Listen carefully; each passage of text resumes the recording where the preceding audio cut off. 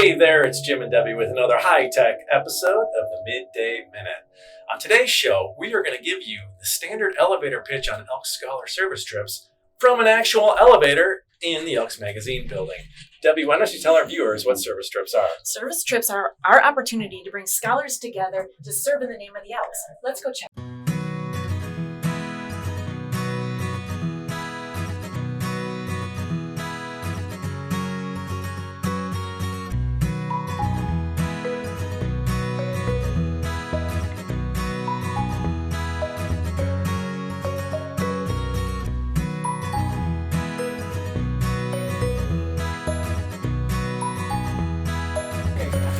Okay, we got our first sandwich. Yay!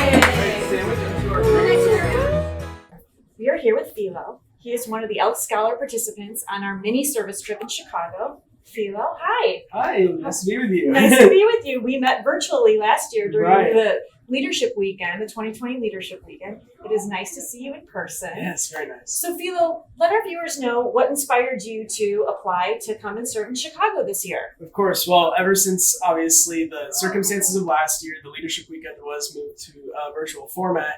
I have wanted to obviously connect with people in person, see Chicago, do a little bit of service, come out and see the Elks Memorial here. And so that was kind of one of the reasons when I saw the service trip come up, I was like, perfect opportunity for me to finally do this. Yeah, and you're from Nebraska. Right. How did you get here? Did you fly? I you did drive? fly. Did you take the train? I did Okay. fly. I was going to drive, but then my mom was like, oh, not 8 hours by yourself. Just easier, right? It's much more convenient. Great. Well, what have you been doing so far? I know you got here yesterday. You got here Tuesday. Yes. You served yesterday at Humble Designs, and then what have you been doing today? Tell us about that and what you're doing today. So yesterday we went after Humble Design. We went and explored Chicago, and then today has just been a full day of service. So this morning we went and volunteered at a soup kitchen in Chicago here in Lincoln Park, and we served some shrimp scampi and frittata, which was really delicious. We got to try some afterwards. Nice. It was pretty awesome. Nice. And then after this, we are going again to serve in more places in Lincoln Park.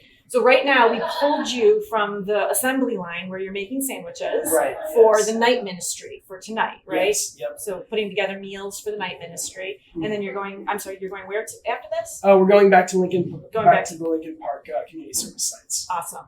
Yeah. And I know what you guys have been doing because I've been following along on our Elks Scholar Instagram, which you were put in charge of. Right. So why don't you let everybody know what you've been chronicling and how you got that job? Yeah, of course. Well, Grace reached out to me on the Elks Scholar Instagram page and was like, I need some social media savants to help out with chronicling the social media and the experiences that we have here on social media. And so I've just been taking pictures of the service, of the fun that we've been having, and putting some nice polls and interacting with our viewers and everything on the Instagram. It's been a fun job. Awesome. Is that something you think you could teach our Elks Lodges how to do? Oh, absolutely. Totally. All right. Reach out to Philo. Right. We can do a little crash course. Right. Well, thank you for taking a few minutes out of the busy assembly line to come and talk to us. We really appreciate it. Of course.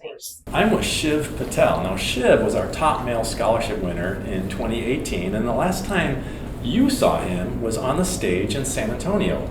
What's been going on since then, Shiv? Yeah, so since then, I started school and graduated from Northwestern in 3 years. Now let's do the math. Yeah, that's 3 Yeah. years. Okay. So I'm part of like a 7-year accelerated program. So I'll be starting medical school also at Northwestern in just a week.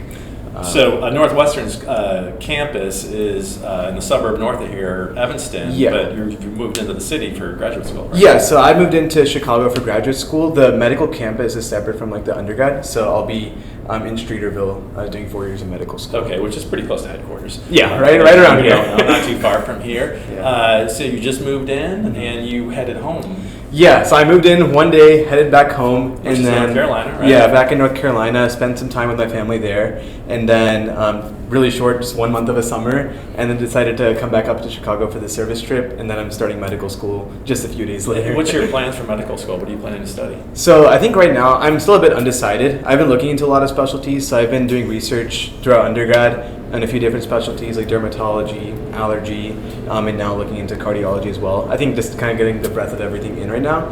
And that's kind of been going on with a lot of other like service projects I've been working on also in undergrad. So this is kind of like a good culmination before I kind of go into medical school now. Now, typically, students don't make it to the finals of our Most Valuable Student contest without having an interest in service. Right? That's a key component. Obviously, service is a passion of yours, and that's what brought you to the service trip, right? Yeah, I think so. I think for me, it kind of started at a much younger age. Back in high school, I did a lot of nonprofit work, focused a lot on kind of global health issues at large. And so a lot of those could be things like mosquito-borne illnesses or just a lot of lack of awareness for other diseases that, especially in the US, that might not be as prominent.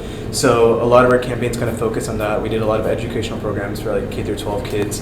And then we also had the opportunity to kind of get involved with a lot of global health research because we were situated right in the Research Triangle in North Carolina, so we had access to like labs at UNC, NC State, Duke University, and so that kind of paved the way for a lot of my interest in medicine as well, and that's kind of also influenced a lot of my choices for what kind of service I get involved in college, especially like during the pandemic. Right, sure. Now, what have you been doing on this service trip? So here we've actually had the opportunity to work with a couple organizations.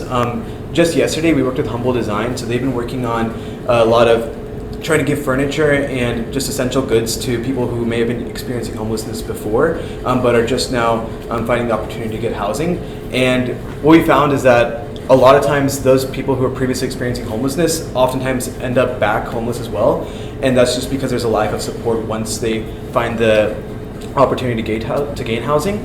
And with Humble Design, they found that they've reduced that number. I think it was about half the families, so 50%, down to only under 1% of their families end up going back to experiencing homelessness afterwards. So it's a really phenomenal program, and I got to see firsthand a lot of how they serve these kind of families. They're really determined to kind of tailor their efforts towards them. Like you can see, like they'll say, oh, we have a family that's moving in this week, they have 2 kids, and so they'll make sure they have their full rooms decked out for the children. They'll make sure that the parents have the kind of support they need, and they'll even personalize all the furniture and everything. They really want to make that house feel like a home for them because they may have not had that before. Right.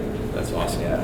And then what's going to happen after you leave headquarters today? I know you're making sandwiches, you're going to do a little tour of the headquarters, but then you have another service opportunity this evening, right? Yeah, there's actually a community center we're working. We're going to be cooking a lot of meals for them as well. We did that this morning at the church in Lincoln Park.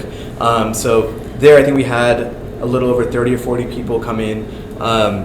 We had all our group of 10 scholars, some of us cooking, some of us sorting out the vegetables, the breads, and the ice cream and everything. And we had a very well comprehensive kind of team working together. And they said that they weren't expecting this many people to come in and help, and it made their job a lot faster and a lot more efficient.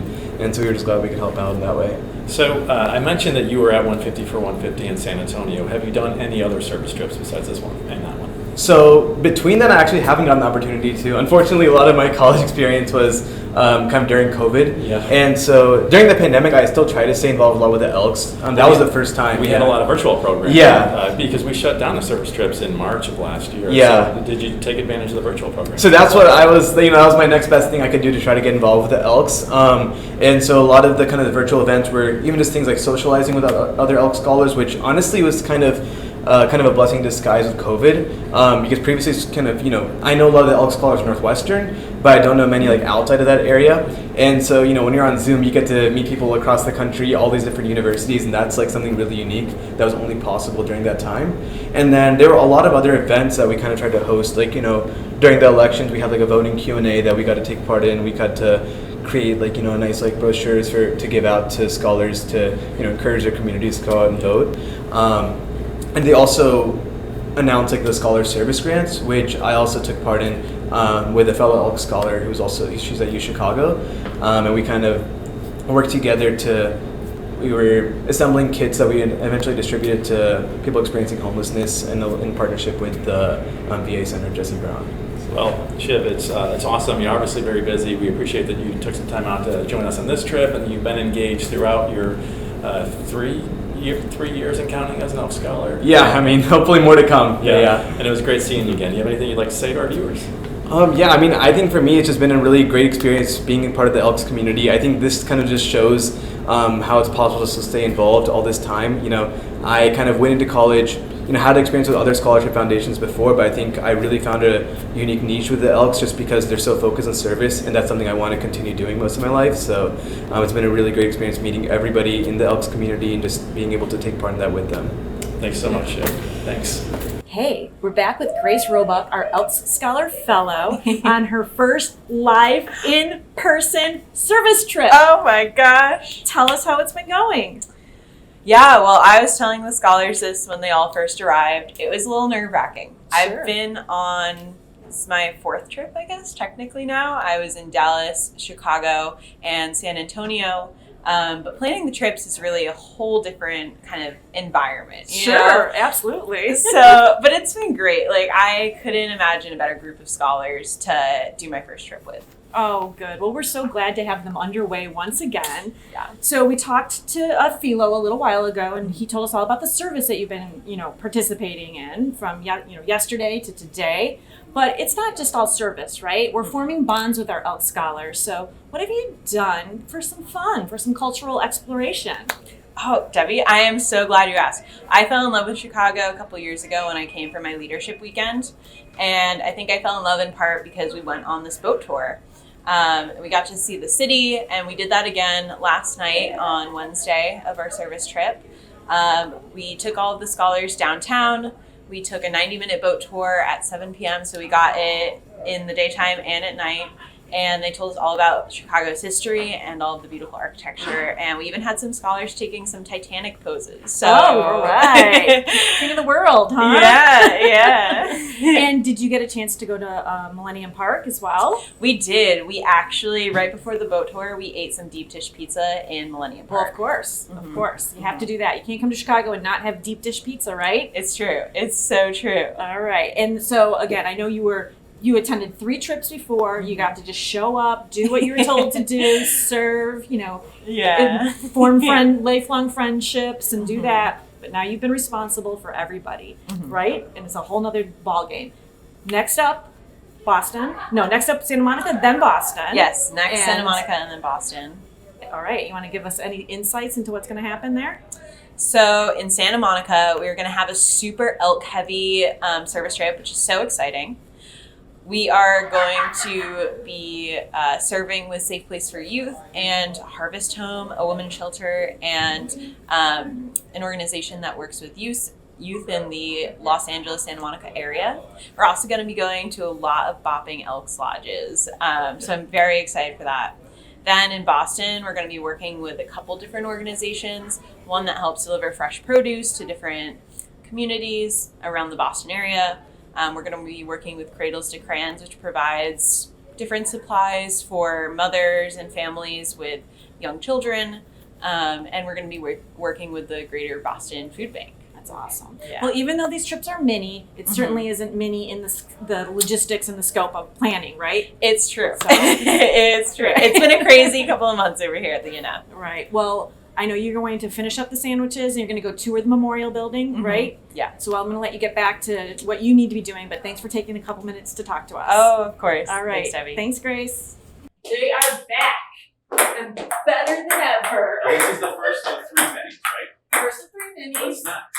Mini trip means that they are a shorter amount of time and it is less scholars here. So there are 10 scholars for 3 days. Okay, so just 3 days. A typical trip would be maybe 20, up to 20. Up to 20 and for a full week. That's right. So 3 days, and this is the first of 3 this summer as we relaunch, right? That's right. We thought we needed to kind of ease back into it with less scholars. It's been what, like 17 months? It's been a long time. Yeah, It's been 16, a long 17 months. time. Right. So we're back. Chicago, Santa Monica, Boston. And Santa Monica and Boston are happening in August. In August, right. Santa Monica the first weekend of August, and then Boston the third week of August. And so then the mini schedule, are we sticking with that? Or are we going to expand? Like, what's the plan? Nope, then we're going to go back for winter. We're going to try to go back to 20. And we're looking at Miami for the winter trip. Ooh, Miami, very nice. Yes. So we're hoping we're easing in with the 3 minis. We're going to go back to the full complement in the winter. And then we'll see what's going to happen in the spring. I'm not sure yet. All We got a right. couple things we're thinking about. Well, thanks, and thank you guys for watching. Bye.